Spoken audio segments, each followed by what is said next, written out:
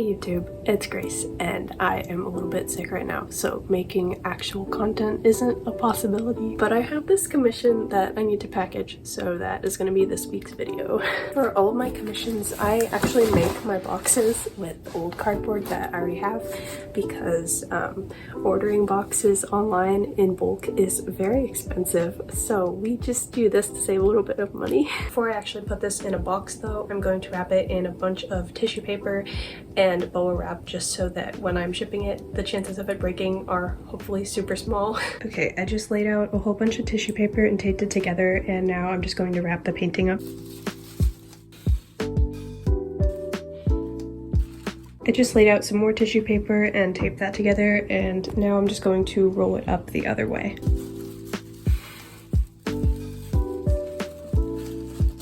Okay, that's what we're working with now, and my next step is to wrap it up in a whole bunch of bubble wrap, and I think that this is made with recycled material, so that's even better. This is the funnest part of this whole process. Okay, I taped two of these together just so that they would be thick enough, and now I'm gonna just repeat the whole tissue paper process with bubble wrap.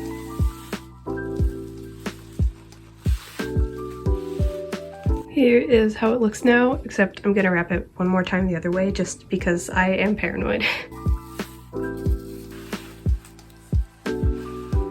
Now that the painting is fully wrapped, I get to move on to making the box, and the first step is breaking down this old box and seeing what I have to work with. This is how the box looks after I broke it down, and I think I'm going to end up having the painting there. I am definitely not a professional, and this is not an exact science, but I just outlined where the painting was and then did like a 2 to 2.5 inch border around all the sides that's going to act as like the sides of the box.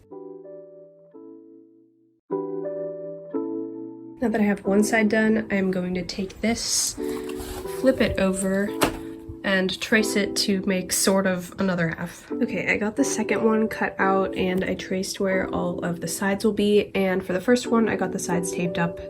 This looks a little bit messy right now, but just trust the process. Now, normally I'd use a box cutter for this, but I can't find my box cutter, so I'm just taking a pocket knife and very lightly tracing over the crease and then using that to bend it. Now that I can easily bend all of the sides, I just went ahead and put the painting in one half, and then I'm using the other half as the lid, and then I'm just going to press it down and fold the corners and tape everything really well. I'm also going to reinforce the cardboard here on the inside of both sides, just because this does not look quite right.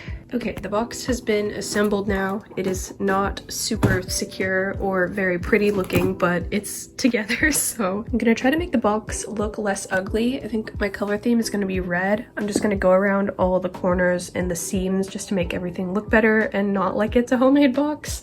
And then I'm gonna use red to write the person and their address on here, and then use that to cover up the front.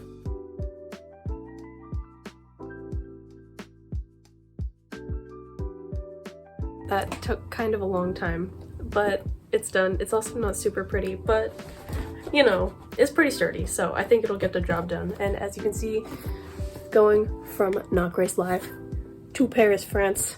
I'm not showing the exact addresses because I'm not trying to dox myself or anyone else. So yeah, whenever my body decides to not be sick, I will go to the post office and ship this off to France, so that's super exciting. But anyways, that is kind of the method that I use to make my own DIY boxes instead of spending $100 buying them in bulk. But I also have a couple of Etsy orders that I have to do, so I'm just gonna film that process and show you how I do that as well. For my Etsy orders, these were the two items that I sold. I had a diamond charm necklace and a end poem style keychain. I can't show you much of the actual order information without showing personal information from me or from the person who made the order, but if I go in here, then it shows me all the orders that I've made. Okay, I'm down in my basement now. I just printed the shipping labels and the packing slips, so now we get to start on the packaging process. Since I'm doing two orders, I need 2 of these envelopes, 2 of these little boxes, and 2 note cards to write thank you notes on. I'm doing the keychain order first, and the person who placed this order is called Aaron, so I just wrote them a little note. I always decorate with washi tape just to make it a bit more decorative,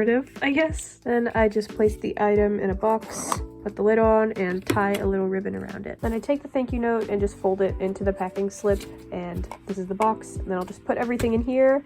And that's it. I can't really show you anything else without showing their address though. For the second order, everything's basically the same, except I will wrap the Shrinky Dink charms in a little bit of tissue paper just to add another layer of protection.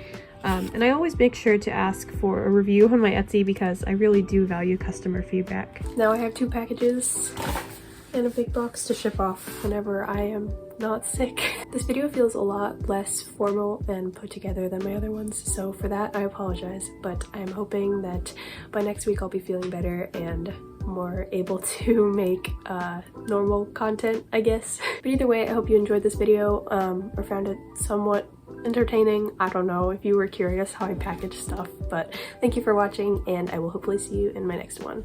Bye!